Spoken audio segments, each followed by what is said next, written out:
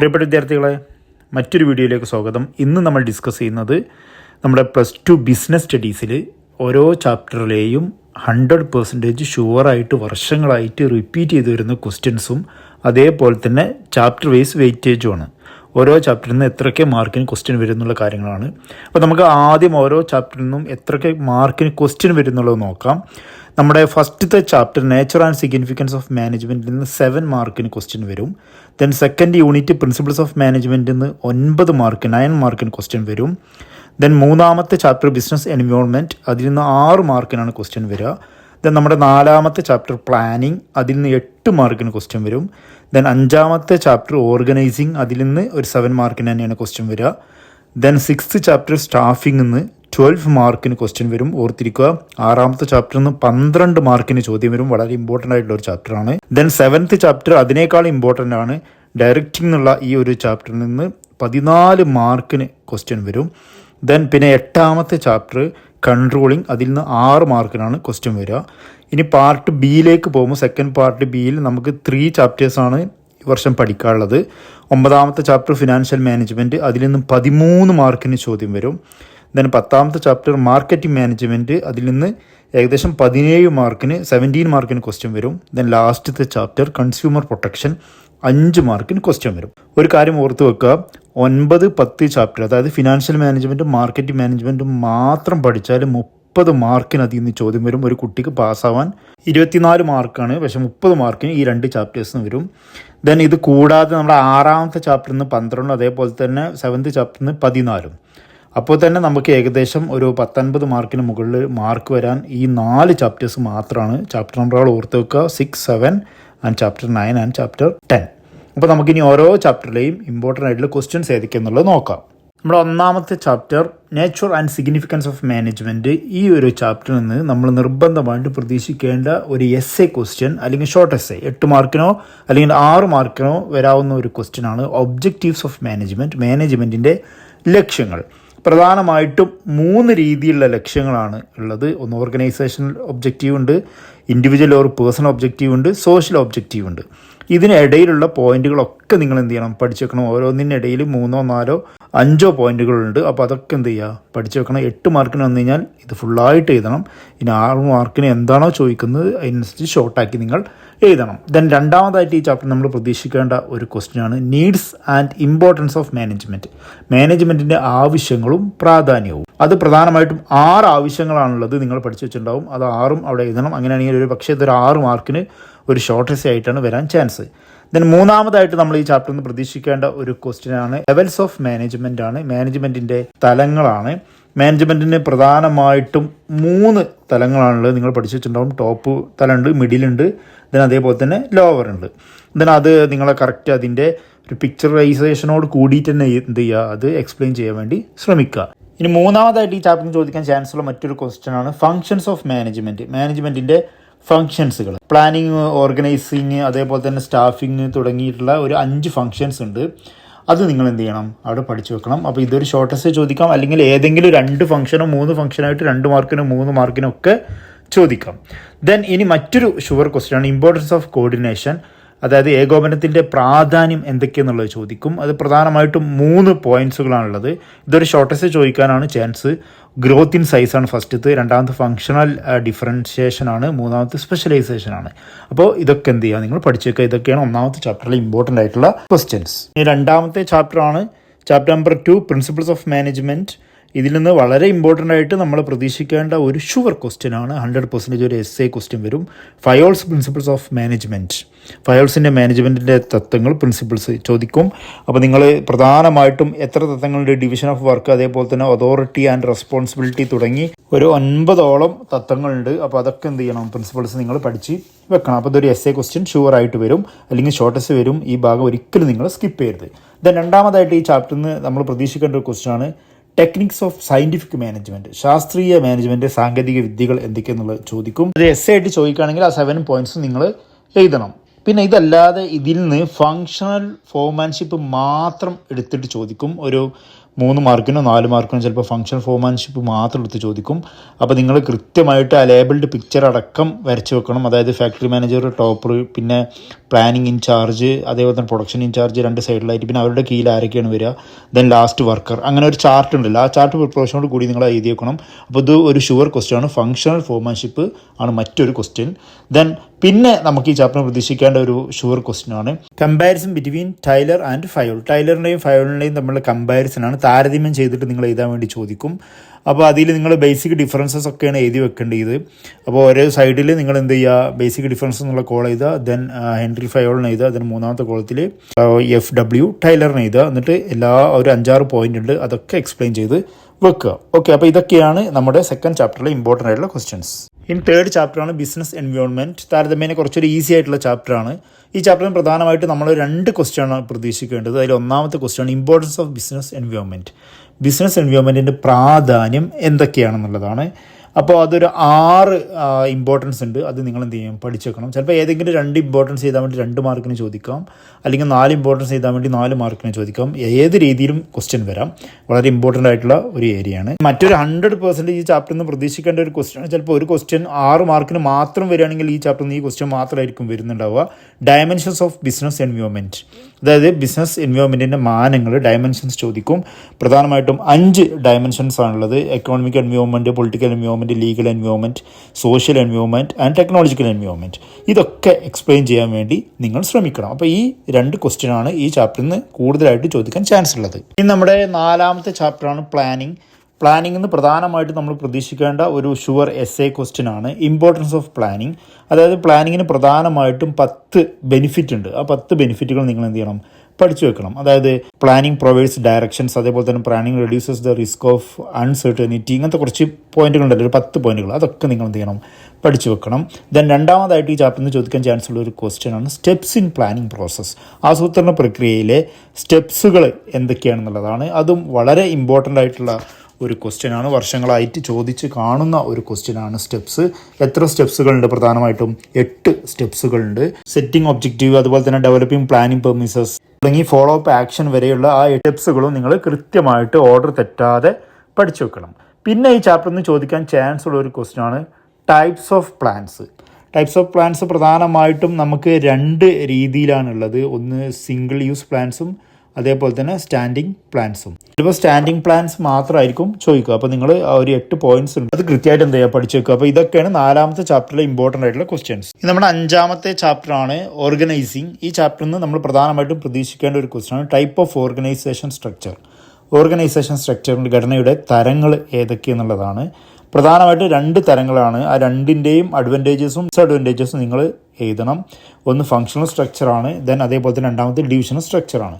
അപ്പോൾ ഇതിൻ്റെ എല്ലാത്തിൻ്റെയും അതിൻ്റെ പിക്ചറോട് കൂടി നിങ്ങൾ എന്ത് ചെയ്യുക, ആ ഓർഡർ ഹെയറാർക്കി വരച്ച് വെച്ച് അതേപോലെ തന്നെ അതിൻ്റെ അഡ്വാൻറ്റേജും അതിൻ്റെ ഡിസഡ്വാൻറ്റേജസും എഴുതി വെക്കണം. അപ്പോൾ ഇതൊരു essay ആയിട്ടും ചോദിക്കാം, ഷോർട്ട് essay ആയിട്ടും ചോദിക്കാം.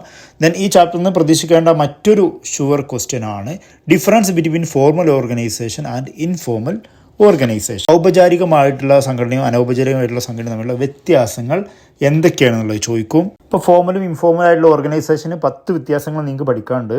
അത് ഒരു ഷോർട്ട് essay ചോദിക്കുകയാണെങ്കിൽ ഒരു 5 നിങ്ങൾ എന്ത് ചെയ്യണം, പഠിച്ചു വെക്കും. ദെൻ മറ്റൊരു ഈ ചാപ്റ്ററിലെ പ്രധാനപ്പെട്ട ഒരു ക്വസ്റ്റ്യൻ ആണ് എലമെൻറ്റ്സ് ഓഫ് ഡെലിഗേഷൻ. ഡെലിഗേഷൻ്റെ ഘടകങ്ങൾ ചോദിക്കും. അപ്പോൾ ഡെലിഗേഷൻ എന്നുള്ള ഭാഗത്ത് നിങ്ങൾക്ക് ഫസ്റ്റ് തന്നെ എലമെൻറ്റ്സ് ഓഫ് ഡെലിഗേഷൻ പഠിക്കാണ്ട് പ്രധാനമായിട്ടും 3 എലമെൻറ്റ്സ് ഉള്ളത്. ഇതൊരു 3 മാർക്കിനായിരിക്കും ചോദിക്കുന്നുണ്ടാവുക. ഇതൊക്കെയാണ് ഈ 5ാമത്തെ ചാപ്റ്ററിലെ ഇമ്പോർട്ടൻ്റ് ആയിട്ടുള്ള ക്വസ്റ്റ്യൻസ്. നമ്മുടെ 6ാമത്തെ ചാപ്റ്ററാണ്, വളരെ ഇമ്പോർട്ടൻ്റ് ആയിട്ടുള്ള ചാപ്റ്ററാണ്. 12 മാർക്കിന് ഈ ചാപ്റ്ററിൽ നിന്ന് ക്വസ്റ്റ്യൻ വരും. ഈ ചാപ്റ്റർ ഫുൾ പഠിക്കണം എന്ന് ഞാൻ പറയുള്ളൂ. എന്നിരുന്നാലും വർഷങ്ങളായിട്ട് റിപ്പീറ്റ് ചെയ്ത് വരുന്ന ക്വസ്റ്റ്യൻസ് പറഞ്ഞുതരാം. വീണ്ടും ഞാൻ പറയണം, 12 മാർക്കിന് ചോദ്യം വരുന്ന ഒരു ചാപ്റ്ററാണ്. ഒരിക്കലും ഈ ചാപ്റ്ററിൻ്റെ ഒരു ഭാഗവും നിങ്ങൾ സ്കിപ്പ് ചെയ്യരുത്. ഈ ചാപ്റ്ററിൽ നിന്ന് ഏറ്റവും കൂടുതൽ ചോദിക്കാൻ ചാൻസ് ഉള്ള ഒരു ക്വസ്റ്റ്യൻ ആണ് സ്റ്റാഫിങ്ങിൻ്റെ പ്രോസസ്സ് ചോദിക്കും. സ്റ്റാഫിങ് പ്രക്രിയകൾ പ്രധാനമായിട്ടും 8 പ്രോസസ്സുകളുള്ളത്. അത് നിങ്ങൾ എന്ത് ചെയ്യണം, 8ഉം പഠിച്ചു വെക്കണം. രണ്ടാമതായിട്ട് വളരെ ഇമ്പോർട്ടൻ്റ് ആയിട്ടുള്ള ഏരിയയാണ് റിക്രൂട്ട്മെൻറ്റ്. അപ്പോൾ റിക്രൂട്ട്മെൻറ്റ് പ്രധാനമായിട്ട് നിങ്ങൾക്ക് ചോദിക്കുക സോഴ്സ് ഓഫ് റിക്രൂട്ട്മെൻറ്റ് ആയിരിക്കും. അതിൻ്റെ ഇൻറ്റേർണൽ സോഴ്സും എക്സ്റ്റേണൽ സോഴ്സും ഉണ്ട്. അതെന്ത് ചെയ്യണം, നിങ്ങൾ പഠിച്ചു വെക്കണം. ദെൻ മൂന്നാമതായിട്ടുള്ള സെലക്ഷൻ ആണ്. സെലക്ഷൻ പ്രക്രിയ എന്താണ് സെലക്ഷൻ എന്നുള്ളത് ചിലപ്പോൾ 2 മാർക്കിന് ചോദിക്കും. ദെൻ അതേപോലെ തന്നെ സെലക്ഷൻ്റെ പ്രോസസ്സുകൾ അത് നിർബന്ധമാണ് പഠിച്ചിരിക്കണം. ഒരു എസ് ആയിട്ട് ഷുവറായിട്ട് നമുക്ക് പ്രതീക്ഷിക്കാം. ഈ ചാപ്റ്ററിൽ ഞാൻ പറഞ്ഞല്ലോ ഒന്നും സ്കിപ്പ് ചെയ്യരുതെന്ന്. അതുകൊണ്ട് ഇതൊരു 2 എസ്സേകൾ ചിലപ്പോൾ ഈ ചാപ്റ്ററിൽ നിന്ന് ചോദിക്കാം. ഒരു 6 മാർക്കിൻ്റെ എസ്സേ വരാം, 5 മാർക്കിൻ്റെ എസ്സേ വരാം, 8 മാർക്കിൻ്റെ എസ്സേയും വരാം. അപ്പോൾ പ്രോസസ് ഓഫ് സെലക്ഷൻ വളരെ ഇമ്പോർട്ടൻ്റ് ആണ്. പ്രോസസ് ഓഫ് സെലക്ഷനിൽ 8 സ്റ്റെപ്സുള്ള ആ 8 പ്രോസസ്സുകൾ നിങ്ങൾ എന്ത് ചെയ്യണം, പഠിച്ച് വെക്കണം. ദെൻ ഈ ചാപ്റ്ററിലുള്ള മറ്റൊരു ഇമ്പോർട്ടൻ്റ് ആയിട്ടുള്ള ക്വസ്റ്റ്യൻ ആണ് ട്രെയിനിങ് മെത്തേഡ്, അതായത് പരിശീലന രീതികൾ, പരിശീലന പ്രക്രിയകൾ. ആ ട്രെയിനിങ് മെത്തേഡ് പ്രധാനമായിട്ട് 2 രീതിയിലുള്ളത്. ഓൺ ദ ജോബ് മെത്തേഡ്സും ഉണ്ട്, ഓഫ് ദ ജോബ് മെത്തേഡും ഉണ്ട്. ചിലപ്പോൾ ഏതെങ്കിലും ഒന്നായിരിക്കും ചോദിക്കുക, അല്ലെങ്കിൽ എന്തൊക്കെയാണ് what are the training methods എന്നുള്ള രീതിയിൽ 8 മാർക്കിനും ചോദ്യം വരാം. അപ്പോൾ വളരെ ഇമ്പോർട്ടൻ്റ് ആയിട്ടുള്ള ഒരു ചാപ്റ്ററാണ്. താരതമ്യേന ഈസിയാണ്. പക്ഷേ ഈ ചാപ്റ്റർ പഠിക്കുമ്പോൾ ശ്രദ്ധിക്കണം, സ്റ്റെപ്പ് ബൈ സ്റ്റെപ്പാണ്. ഒരു സ്റ്റെപ്പ് അങ്ങോട്ടും ഇങ്ങോട്ടും മാറാൻ പാടില്ല. ഓർഡറിൽ തന്നെ പഠിക്കാൻ വേണ്ടി എന്ത് ചെയ്യുക, ശ്രമിക്കുക. ഇനി നമ്മുടെ 7th ചാപ്റ്ററാണ്. വളരെ ഇമ്പോർട്ടൻ്റ് ആയിട്ടുള്ള ഒരു ചാപ്റ്ററാണ്. നമ്മുടെ പാർട്ട് 1 നിന്ന് ഏറ്റവും കൂടുതൽ മാർക്കിന്, അതല്ലെങ്കിൽ നമ്മുടെ ബിസിനസ് സ്റ്റഡീസിൽ തന്നെ ഏറ്റവും കൂടുതൽ മാർക്കിന് ക്വസ്റ്റ്യൻ വരുന്ന ഒരു ചാപ്റ്ററാണ്. 14 മാർക്കിന് ഈ ചാപ്റ്ററിൽ നമ്മുടെ 7th ചാപ്റ്ററായ ഡയറക്റ്റ് നിന്ന് ക്വസ്റ്റ്യൻ വരും. ഞാൻ തൊട്ട് മുമ്പത്തെ ചാപ്റ്ററിൻ്റെ കേസ് പറഞ്ഞ പോലെ തന്നെ ഈ ചാപ്റ്ററിലും ഒന്നും നിങ്ങൾ സ്കിപ്പ് ചെയ്യരുതെന്ന് എനിക്ക് പറയാനുള്ളത്. കാരണം എന്തായാലും ഈ 14 മാർക്കിന് ഈ ചാപ്റ്റർ ഫുള്ള് പഠിച്ചു കഴിഞ്ഞാൽ മാത്രമേ ഒരു കുട്ടിക്ക് 14 മാർക്ക് കിട്ടുള്ളൂ ഈ ചാപ്റ്ററിൽ നിന്ന്. അപ്പോൾ ഒരു നല്ലൊരു ഓപ്പർച്യൂണിറ്റി കൂടിയാണ്. ഒരു ചാപ്റ്റർ കൊണ്ട് തന്നെ നമുക്ക്, അല്ലെങ്കിൽ 2 ചാപ്റ്റർ കൊണ്ട് നമുക്ക് ഇത്രയും മാർക്ക് സ്കോർ ചെയ്യാമെന്ന് പറഞ്ഞു കഴിഞ്ഞാൽ വലിയൊരു കാര്യമല്ലേ. എന്നിരുന്നാലും ഈ ചാപ്റ്ററിൽ വർഷങ്ങളായിട്ട് റിപ്പീറ്റ് ചെയ്ത് വരുന്ന ഷുവർ ക്വസ്റ്റ്യൻസ് ഞാൻ പറയാം. അതിൽ ഒന്നാമത്താണ് എലമെൻറ്റ്സ് ഓഫ് ഡയറക്ഷൻസ്. ഡയറക്ഷൻസിൻ്റെ ഘടകങ്ങൾ ഏതൊക്കെയെന്നുള്ളത് ചോദിക്കും. പ്രധാനമായിട്ടും നമുക്ക് 4 ഡയറക്ഷൻസ് ആണ് ഉള്ളത്. ഒന്ന് supervision, motivation, leadership and communication. ഇത് എല്ലാം എക്സ്പ്ലെയിൻ ചെയ്യാൻ വേണ്ടി ഒരു ഒറ്റ എസ്സേ ചിലപ്പോൾ വരാം. അത് അല്ലാന്നുണ്ടെങ്കിൽ ഏതെങ്കിലുമൊക്കെ സൂപ്പർവിഷനോ അല്ലെങ്കിൽ മോട്ടിവേഷനോ ഒക്കെ സെപ്പറേറ്റ് എടുത്തിട്ട് ചോദിക്കാം. ദെൻ ഈ ചാപ്റ്ററിൽ നിന്ന് നമ്മൾ ഇമ്പോർട്ടൻ്റ് ആയിട്ട് പ്രതീക്ഷിക്കേണ്ട മറ്റൊരു തിയററ്റിക്കൽ ആയിട്ടുള്ള ഒരു എസ്സേ ക്വസ്റ്റ്യൻ ആണ്. കുറച്ചൊരു സൈക്കോളജിക്കൽ റിലേറ്റഡ് ആയിട്ടുള്ള ഒരു ടോപ്പിക്കാണിത്. എബ്രഹാം മാസ്ലോവിൻ്റെ need and hierarchy theory of motivation. ചിലപ്പോൾ ഇതിൽ നിന്ന് 1 മാർക്കിന് ചോദിക്കട്ടെ. ഇപ്പോൾ ഫാദർ ഓഫ് മാനേജ്മെൻറ്റ് സൈക്കോളജി ആരാണ്? എബ്രഹാം മാസ്ലോ ആണ്. അപ്പോൾ എബ്രഹാം മാസ്ലോവിൻ്റെ തിയറി നിങ്ങൾ എന്തായാലും പഠിച്ചു വെക്കണം. US സൈക്കോളജിസ്റ്റ് ആയിട്ടുള്ള എബ്രഹാം മാസ്ലോ ഒരു 5 നീഡ്സ് പറയുന്നുണ്ട്. അപ്പോൾ അത് 5 നീഡ്സ് നിങ്ങൾ എന്ത് ചെയ്യണം, വരച്ചിട്ട് അതിൻ്റെ സ്റ്റെപ്സുകളൊക്കെ ഹെറാർക്കി ഓർഡറിൽ എഴുതിയതിന് ശേഷം അതൊക്കെ എക്സ്പ്ലെയിൻ ചെയ്യാൻ വേണ്ടി ശ്രമിക്കുക. ഒരു ഷുവർ ക്വസ്റ്റ്യൻ ആണ്. ദെൻ മറ്റൊരു ഈ ചാപ്റ്ററിലെ പ്രധാനപ്പെട്ട ക്വസ്റ്റ്യൻ ആണ് എലമെൻറ്റ് ഓഫ് കമ്മ്യൂണിക്കേഷൻ പ്രോസസ്സ്. ആശയവിനിമയ പ്രക്രിയയുടെ ഘടകങ്ങൾ എന്തൊക്കെയാണ്? അപ്പോൾ കമ്മ്യൂണിക്കേഷൻ എന്നുള്ള ഭാഗത്തു നിന്നാണ് അത് വരിക. അത് വളരെ ഇമ്പോർട്ടൻ്റ് ആയിട്ടുള്ള ഒരു ടോപ്പിക്കാണ്. 8 ഘടകങ്ങളാണ് നമുക്കറിയാം കമ്മ്യൂണിക്കേഷനുള്ളത്, എലമെൻറ്റ്സ് എന്ന് പറയുന്നത്. 8 ഏതൊക്കെയാണെന്ന് വെച്ചാൽ സെൻറ്റേഴ്സ്, മെസ്സഞ്ചർ, അതേപോലെ തന്നെ encoding, channel or medium, decoding, receiver, feedback, noise. ഇതൊക്കെ എന്ത് ചെയ്യണം, നിങ്ങൾ കൃത്യമായിട്ട് എഴുതണം. അതേപോലെ തന്നെ അതിൻ്റെ ഒരു പിക്ചറൈസേഷനോട് കൂടി എഴുതണം. അപ്പോൾ കമ്മ്യൂണിക്കേഷൻ പ്രോസസ്സിൻ്റെ ആ ഒരു പിക്ചർ കൂടി നിങ്ങൾ എന്ത് ചെയ്യുക, ഒന്ന് പഠിച്ചു വെക്കുക. ദെൻ ഈ ചാപ്റ്ററിലെ മറ്റൊരു ഷുവർ ക്വസ്റ്റ്യൻ ആണ് ഫോമൽ ആൻഡ് ഇൻഫോർമൽ കമ്മ്യൂണിക്കേഷൻ തമ്മിലുള്ള വ്യത്യാസം ചോദിക്കും. ഔപചാരികം അതേപോലെ തന്നെ അനൗപചാരികമായിട്ടുള്ള ആശയവിനിമയം തമ്മിലുള്ള വ്യത്യാസങ്ങൾ എന്തൊക്കെയെന്നുള്ള ഒരു ക്വസ്റ്റ്യൻ വരാൻ ചാൻസ് കൂടുതലാണ്. ദെൻ മറ്റൊരു 100% ഷുവർ ക്വസ്റ്റ്യൻ ആണ് ബാരിയേഴ്സ് ടു എഫക്റ്റീവ് കമ്മ്യൂണിക്കേഷൻ. ഒരു നല്ലൊരു കമ്മ്യൂണിക്കേഷനുള്ള തടസ്സങ്ങൾ എന്തൊക്കെയാണ് എന്നുള്ളതാണ്. സെമാൻറ്റിക് ബാരിയേഴ്സ്, സൈക്കോളജിക്കൽ ബാരിയേഴ്സ്, അതേപോലെ തന്നെ ഓർഗനൈസേഷൻ ബാരിയേഴ്സ്, പേഴ്സണൽ ബാരിയേഴ്സ്. ഇങ്ങനെ 4 രീതിയിലുള്ള ബാരിയേഴ്സ് ഉണ്ട്. അതിൽ ഓരോന്നിനും അണ്ടറിൽ വരുന്ന സെപ്പറേറ്റ് പോയിന്റ്സുകളുണ്ട്. അതൊക്കെ നിങ്ങൾ പഠിച്ചു വെക്കണം. ഇതൊക്കെയാണ് ചാപ്റ്ററിൽ ഇമ്പോർട്ടൻസ് ആയിട്ടുള്ള ക്വസ്റ്റ്യൻസ്. ഇത് കൂടാതെ ഒരു ക്വസ്റ്റ്യൻ കൂടി നിങ്ങൾ നോക്കി വെക്കുക. കാരണം 3 മാർക്കിന് ക്വസ്റ്റ്യൻ വരുന്ന ഒരു ചാപ്റ്റർ ആണല്ലോ. Measures to overcome the barriers. ഈ കമ്മ്യൂണിക്കേഷനിലെ തടസ്സങ്ങൾ ഒഴിവാക്കാൻ വേണ്ടി നമുക്ക് എന്തൊക്കെ കാര്യങ്ങൾ ചെയ്യാന്നുള്ളതാണ്. അതിന് വേണ്ടി എടുക്കേണ്ട ഒരു 7 കാര്യങ്ങളാണ്, സ്റ്റെപ്സുകളാണ് പറയുന്നത്. അത് നിങ്ങൾ എന്ത് ചെയ്യണം, കൃത്യമായിട്ട് പഠിച്ചു വെക്കണം. അപ്പോൾ ഇതൊക്കെയാണ് ഈ ചാപ്റ്ററിലെ ഇമ്പോർട്ടൻ്റ് ആയിട്ടുള്ള ക്വസ്റ്റ്യൻസ്. നമ്മുടെ 8ാമത്തെ ചാപ്റ്ററാണ് കൺട്രോളിങ്. ഈ ചാപ്റ്ററിൽ നിന്ന് പ്രധാനമായിട്ട് നമ്മൾ പ്രതീക്ഷിക്കേണ്ട ഒരു ഷുവർ ക്വസ്റ്റ്യൻ ആണ് ഇമ്പോർട്ടൻസ് ഓഫ് കൺട്രോളിങ്. നിയന്ത്രണത്തിൻ്റെ പ്രാധാന്യം എത്രത്തോളം ഉണ്ടെന്നുള്ളതാണ്. അപ്പോൾ 6 പ്രാധാന്യങ്ങളുണ്ട്, അത് നിങ്ങൾ പഠിച്ചു വെക്കണം. ദെൻ അതേപോലെ തന്നെ steps the controlling process. Controlling പ്രോസസ്സിൻ്റെ ഘട്ടങ്ങൾ ഏതൊക്കെയാണെന്നുള്ളത് ചോദിക്കും. അപ്പോൾ പ്രധാനമായിട്ടും ഒരു 5 സ്റ്റെപ്സുകളുള്ളത്, അതും അതിൻ്റെ ഇടയിൽ വരുന്ന പോയിന്റുകളൊക്കെ നിങ്ങൾ എന്ത് ചെയ്യണം, പഠിച്ചു വെക്കണം. ഇതൊരു ഷുവർ ക്വസ്റ്റ്യൻ ആണ്. ഈ ചാപ്റ്ററിൽ നിന്ന് ഈസി ആയിട്ട് നിങ്ങൾക്ക് സ്കോർ ചെയ്യാൻ പറ്റുന്ന ഒരു ഷുവർ ക്വസ്റ്റ്യൻ ആണ്. ദെൻ മറ്റ് ഈ ചാപ്റ്ററിൽ നിന്ന് പ്രധാനമായിട്ടും നമ്മൾ പ്രതീക്ഷിക്കേണ്ട ക്വസ്റ്റ്യൻ ആണ് relationship between planning and controlling. ആസൂത്രണം നിയന്ത്രണം തമ്മിലുള്ള ബന്ധം എന്തൊക്കെയാണെന്നുള്ളതാണ് ചോദിക്കുന്നത്. അത് കാണിക്കുന്ന പ്രധാനമായിട്ട് 2 ബന്ധങ്ങളുള്ളത്. അത് നിങ്ങൾ എന്ത് ചെയ്യണം, എക്സ്പ്ലെയിൻ ചെയ്ത് വെക്കണം. ദെൻ മറ്റൊരു ക്വസ്റ്റ്യൻ ആണ്, ഒരു ഷോർട്ട് ക്വസ്റ്റ്യൻ ആണ് ലിമിറ്റേഷൻസ് ഓഫ് കൺട്രോളിങ്. കൺട്രോളിങ്ങിൻ്റെ പരിമിതികൾ എന്തൊക്കെയാണെന്നുള്ളതാണ്. അപ്പോൾ ഒരു 4 പരിമിതികൾ നമുക്ക് പഠിക്കാണ്ട് ആ 4 എന്ത് ചെയ്യണം, എഴുതി വെക്കണം. അപ്പോൾ ഈ ചാപ്റ്ററിൽ നിന്ന് നമുക്കൊരു 6 മാർക്കിനാണ് ക്വസ്റ്റ്യൻ വരുന്നത്. പക്ഷേ ഈ ക്വസ്റ്റ്യൻസ് മാത്രം പഠിച്ചു കഴിഞ്ഞാൽ നിങ്ങൾക്ക് ആ ഒരു 6 മാർക്ക് കിട്ടുമെന്ന് പ്രതീക്ഷിക്കുന്നു. ഇത് നമ്മുടെ 9ാമത്തെ ചാപ്റ്ററാണ്. മറ്റൊരു ഇമ്പോർട്ടൻ്റ് ആയിട്ടുള്ള ചാപ്റ്ററാണ്. പാർട്ട് ബിയിലെ 13 മാർക്കിന് ഈ ചാപ്റ്ററിൽ നിന്ന് ക്വസ്റ്റ്യൻ വരും. ഇപ്പോൾ വളരെ ഇമ്പോർട്ടൻ്റ് ആയിട്ടുള്ള മറ്റൊരു ചാപ്റ്ററാണ് ഫിനാൻഷ്യൽ മാനേജ്മെൻറ്റ്. ഈ ചാപ്റ്ററിലെ ഒന്നാമതായിട്ട് നമ്മൾ വളരെ ഇമ്പോർട്ടൻ്റ് ആയിട്ട് പഠിക്കേണ്ട ഒരു ക്വസ്റ്റ്യനാണ് ഒബ്ജക്റ്റീവ്സ് ഓഫ് ഫിനാൻഷ്യൽ മാനേജ്മെൻറ്റ്. സാമ്പത്തിക മാനേജ്മെൻറ്റ്, ഫിനാൻഷ്യൽ മാനേജ്മെൻറ്റിൻ്റെ ലക്ഷ്യങ്ങൾ എന്തൊക്കെയെന്നുള്ളതാണ്. ഇതൊരു ഷോർട്ട് ക്വസ്റ്റ്യൻ ആയിട്ടായിരിക്കും വരിക. പ്രധാനമായിട്ടും നമുക്കൊരു 5 ലക്ഷ്യങ്ങളുണ്ട്. അത് എന്ത് ചെയ്യണം, നിങ്ങൾ ലിസ്റ്റ് ചെയ്യാൻ വേണ്ടി ചോദിക്കും.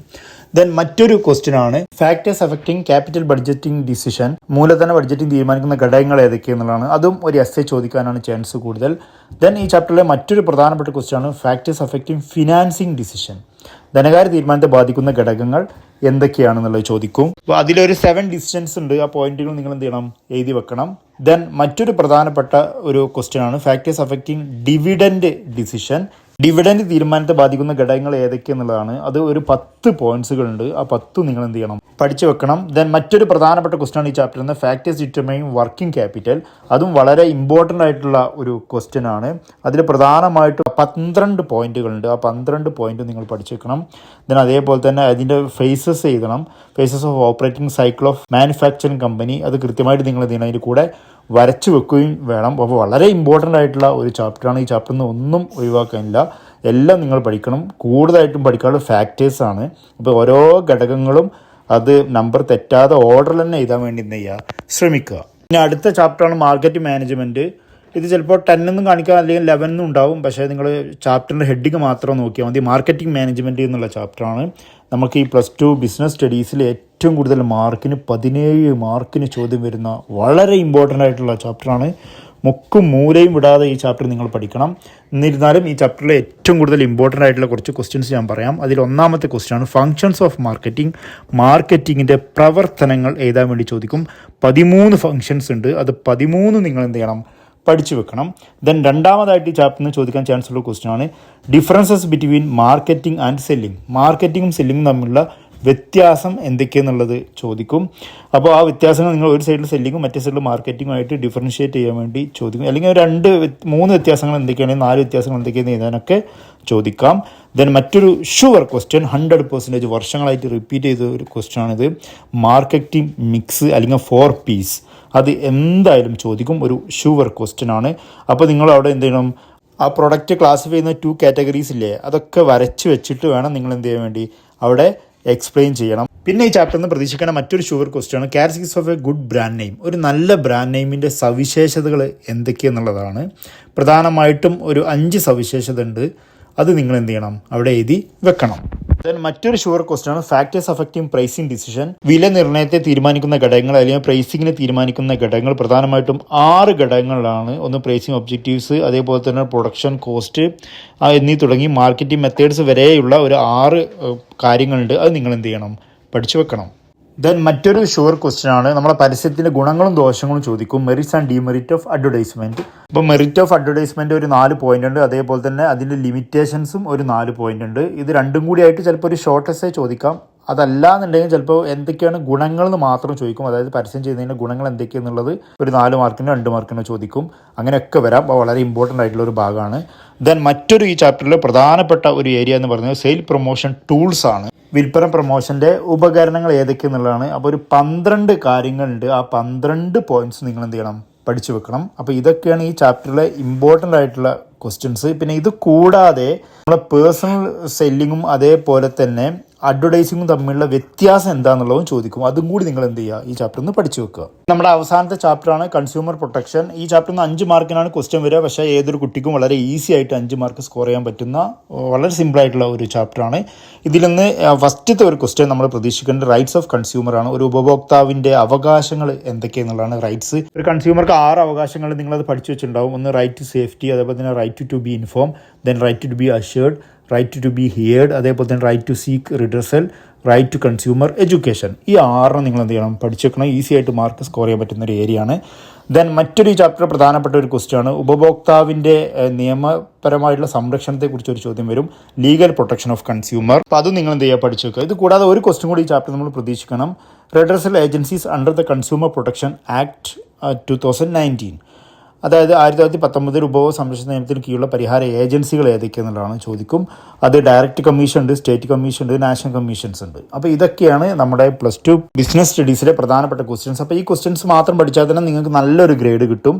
അപ്പോൾ ബെസ്റ്റ് ഓഫ് ലക്ക്, നന്നായിട്ട് പരീക്ഷ എഴുതുക. എല്ലാവർക്കും നല്ല മാർക്കുണ്ടാവട്ടെ. വീണ്ടും കാണാം. Thanks for watching.